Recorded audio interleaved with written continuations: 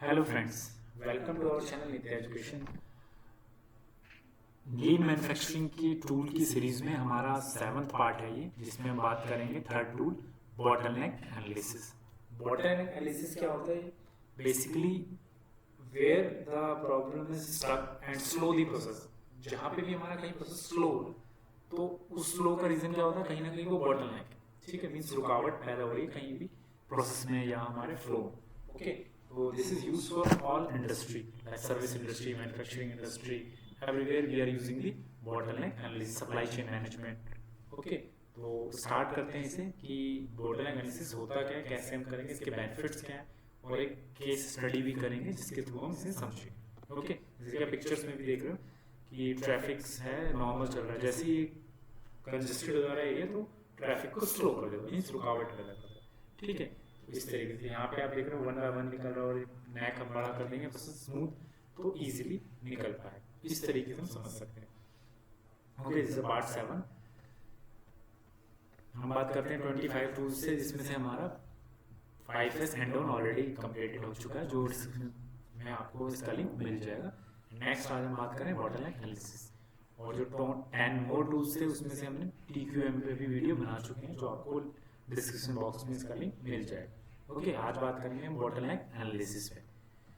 अब bottleneck analysis क्या होता है? What is bottleneck analysis? ठीक है, तो बेसिक मैंने बताया आपको बॉटलनेक एनालिसिस क्या है। एफिशिएंसी की किसी भी प्रोडक्शन लाइन या किसी भी एरिया में कहीं पे भी अगर प्रोसेस को स्ट्रक कर रहा है कोई चीज, ठीक है, रुकावट पैदा करे, तो वो जो रुकावट है उसको हमें ढूंढ के आइडेंटिफाई करके उस प्रॉब्लम का सोल्यूशन कर रहा है। This is called bottleneck. Okay, अब गोल क्या है हमारा बॉटलनेक एनालिसिस का? गोल क्या है? कोई भी चीज करते हैं उसका गोल होना चाहिए। The goal of bottleneck analysis is to determine the slowest part, मतलब कौन सा पॉइंट है जो स्लो है जिसके कारण बॉटलनेक क्रिएट हो रहा है, of the manufacturing process, and then figure out how to speed up them. फिर हम उसमें एनालिसिस करके निकालें कैसे हम उसको स्पीड अप कर सकते हैं। And the process can be costly but will usually lead to increased efficiency and profit. Okay, ignoring a bottleneck issue can be very costly down the line. ठीक है, तो अगर हम बॉटलनेक को इग्नोर कर देंगे तो कहीं ना कहीं वो हमारे कॉस्ट पे इनडायरेक्टली इम्पैक्ट डालेगा। ठीक है, तो अगर ह्यूज इन्वेस्टमेंट भी है तो हमें उसे करके बॉटलनेक को रिमूव करना ही करना, ये हमारा फर्स्ट प्रायोरिटी है। ओके, अब बात करते हैं बेनिफिट क्या है इसके। ठीक है, तो performing a bottleneck analysis can offer a company variety of important benefit. ठीक है, फर्स्ट है कॉज ऑफ बॉटलनेक एनालिसिस।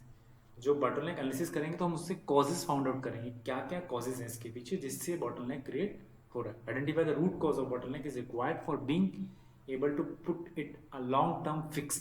ठीक है, एक बार हमने फाइंड किया तो हमेशा के लिए होगा, बाय चांस हमने इसे छोड़ दिया तो लाइफ टाइम वो हमारे लिए बॉटलनेक बना रहेगा। ठीक है, और जिससे कॉस्ट का काफ़ी इम्पैक्ट पड़ेगा।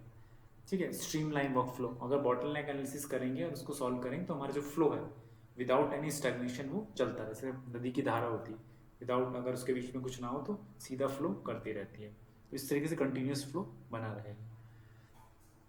Eliminate the waste, bottleneck are often caused by unnecessary or inefficient process which results a variety of types of waste। तो कई जगह bottleneck में types of waste भी हमारे निकलते हैं, तो उस waste को हम remove करेंगे। जैसे कि हमारा 7 waste का फंडा ये है कि फर्स्ट स्टेप क्या होता है, aware of waste is the first step in involving it eliminate. किसी भी स्टेप से हमें उसे एलिमिनेट करना होता है। Improve knowledge, more a company knows about the specific process, अगर जब हम कब स्टडी करेंगे अपनी लाइन की, प्रोसेस की, सप्लाई चेन मैनेजमेंट की, सर्विस की, तो उसमें जो प्रॉब्लम होगी वो समझ आएगी। उसके साथ साथ हमारे बेनिफिट्स और कंपनी के प्रोसेस को भी हम अच्छे से समझ सकते हैं इस स्टडी में। Okay, potential solution to bottleneck, अब क्या है, हर इंडस्ट्री और हर प्रोसेस के अकॉर्डिंग, हर फिलोसफी, जापानीज, अमेरिकन, हर फिलोसफी के अकॉर्डिंग हर किसी के सोल्यूशंस अलग अलग होते हैं। ठीक है, तो हम देखेंगे क्या क्या सोल्यूशन होते हैं। फर्स्ट सोल्यूशन है हमारा, अगर हम बात करें, add additional capacity. For example कि एक प्रोसेसर जो 30 सेकंड पे आउटपुट दे रहा है बट मुझे रिक्वायरमेंट है 20 सेकंड पे, तो उस केस में कई कंपनीज का एक एडिशनल स्टेशन ऐड कर देंगे। ठीक है, जिससे उसकी कैपेसिटी 15 सेकंड की हो जाएगी। तो एक एग्जाम्पल ये है हमारा। ठीक है, adjust the flow, in often possible to adjust the work flow to keep thing moving along when a bottleneck form, sees the step where it occurring can be skipped and then completed later। ठीक है, कि जो flow है, for example कि 2 screw है जो मैं उसे लगा रहा था, वहाँ बॉटलनेक क्रिएट होगा। तो ऐसा हो सकता है कि वो अगर बाद में हो जाए नेक्स्ट स्टेशन पे, नेक्स्ट प्रोसेस पे, तो उससे क्या वो बॉटलनेक कम हो जाएगा। तो इस तरीके से हम कर सकते हैं कि पार्ट असेंबली को आगे पीछे करके ना, फ्लो को, पार्ट पिकिंग को, कुछ भी हम ऐसे एडजस्ट कर सकते हैं। और थर्ड पॉइंट है इंपॉर्टेंट कि वेस्ट, हर प्रोसेस में मूवमेंट का वेस्ट होगा, इन्वेंट्री, कई सारे 7 टाइप्स ऑफ वेस्ट हैं जो हमारे, अगर वो दिखते हैं तो उसको हम एलिमिनेट कर सकते हैं। ठीक है। एड स्टाफ मीन्स वही है कि one of the most common cause is bottleneck in insufficient staffing to get the task done. Hiring additional employee to work in a specific area is excellent solution.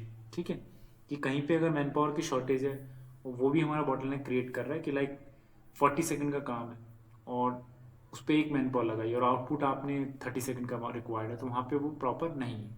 ठीक है, एक reduce production, but ये एक सबसे worst situation होती है।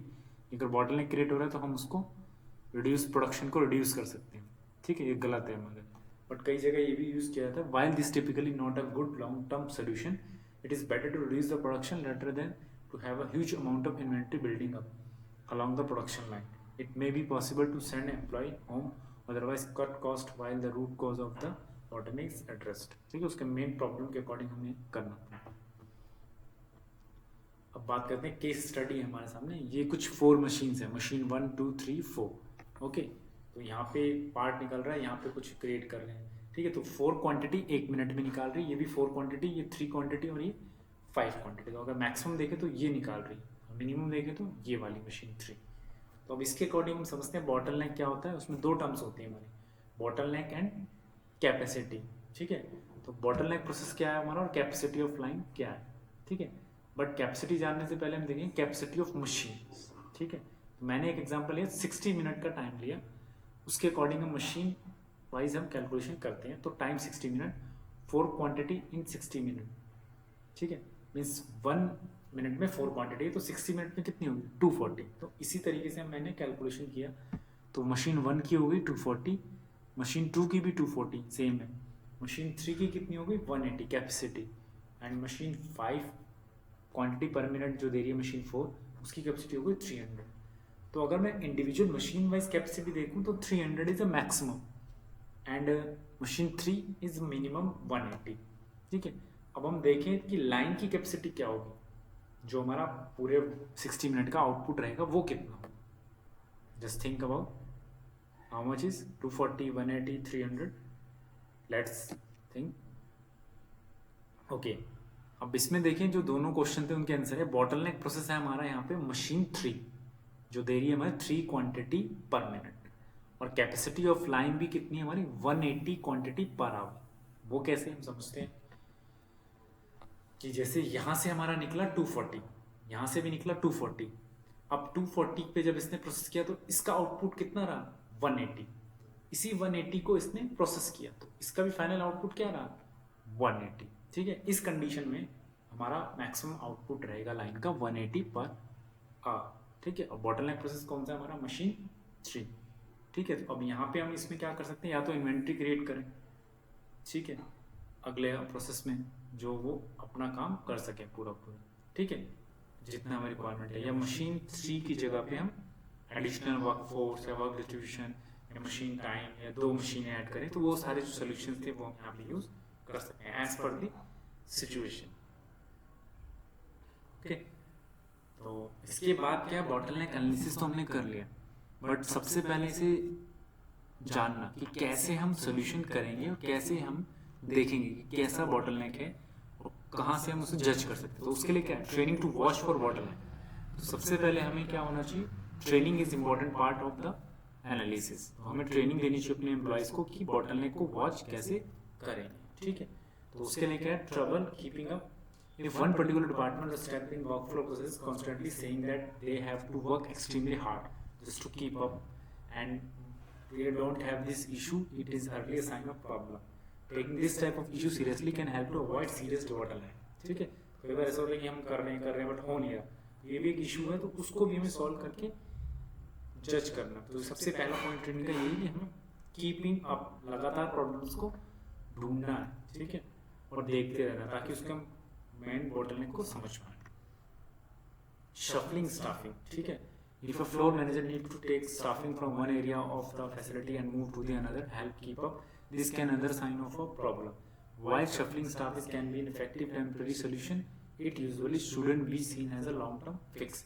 बार बार shuffling करना, लोगों को चेंज करना, वो भी एक प्रॉब्लम होता है, ठीक है, कि उसकी स्केल को मैच करना, टाइमिंग मैच करना, तो वो बॉटलनेक क्रिएट वो भी करे, ठीक है। ये टेम्पररी सोल्यूशन हो सकता है बट परमानेंट नहीं।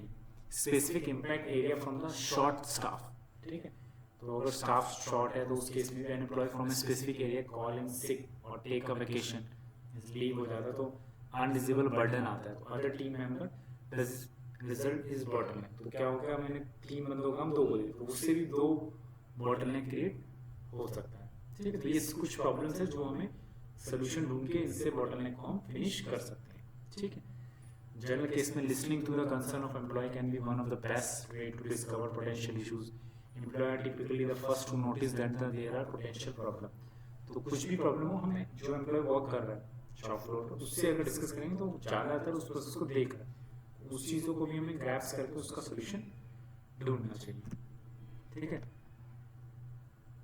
Anytime this type of things are found, it's a good to perform a full bottleneck analysis and process in question.